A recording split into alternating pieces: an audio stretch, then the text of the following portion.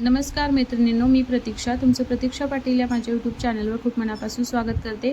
इथे आई अधिक मास महात्म्य कथा ऐकते. त्यांची ती सिरीजच आहे. पूर्ण महिनाभर ते एक दिवसाचं महात्म्य सांगतात अधिक महिन्यातलं, आणि ती आई रोज कंटिन्यू ऐकते आणि ऐकत ऐकत देवपूजा करते. तुम्ही पण ती सिरीज नक्की बघा, नक्की ऐका, खूप छान आहे. आणि ते फक्त खास माझ्यासाठी स्वयंपाक होते, कारण मी आणि प्रांशू जेवायचे होतो. प्रांशू पण थोडा खातो, कारण त्या दोघांच्या एकादशी होत्या, त्यामुळे दोघांसाठीच स्वयंपाक आहे. आणि आज आई पप्पाला जायचं होतं गावाकडे, त्यामुळे ते निघाले होते गावाकडे. तर आई पप्पा गेलेले आहेत आणि ईश्वरीला आई आंघोळ कधीची घालून गेली आहे, पण तिचा अजून झोपायचा पत्ता नाही. काय झाले तिला काय माहिती. सगळं झाले, पेनं झाले, सगळं झाले, तरी तिचं झोपायचा पत्ता नाही. म्हणजे हलवलं तेवढंच झोपते, आणि पाळणा हलवायचा बंद केला की झालं, तिचं रडणं सुरू होते. आणि ती रडली की तो झोळी झोपलाय, तो पण उठायला, म्हणजे तिचा आवाजानं त्याला जाग यायली आणि तो उठायला. त्यामुळे आता हिला इथं हलवत बसले. अरे बाळा, काय झालं तुला? झोप का येत नाहीये पिलूला? पिलू, इशू, इशू, झोप का येत नाही बाई तुला?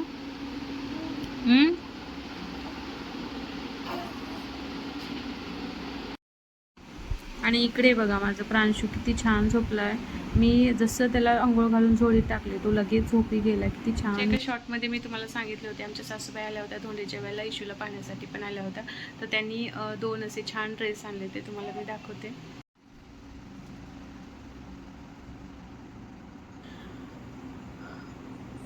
आणि दुसरा म्हणलं तर हा डेली वेअरसाठी पण घालू शकते मी लगेच. आता तो आधीचा जो आहे कुठं हल्लं गेलं घालू. ओ ओ ओ ओ ओ ओ ओ ओ बाळ, बाळ, बाळ.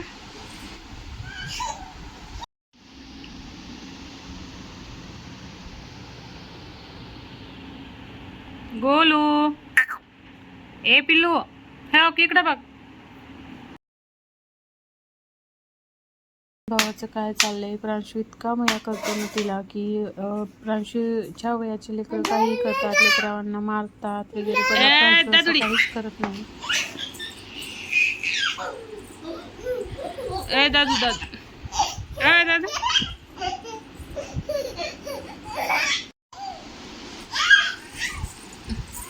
7:40 म्हणजे 8 वाजत आलेत, अजून आले नाहीत.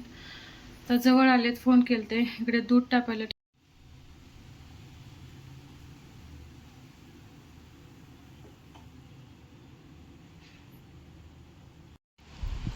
आई पप्पा 9 वाजता येऊन पोहोचले. आणि हे जांभळं आणलेत त्यांनी. मामाच्या शेतामध्ये आमच्या जांभळाचं खूप मोठं झाड आहे, त्यातलेच एक. तर उद्या भेटूया, बाय.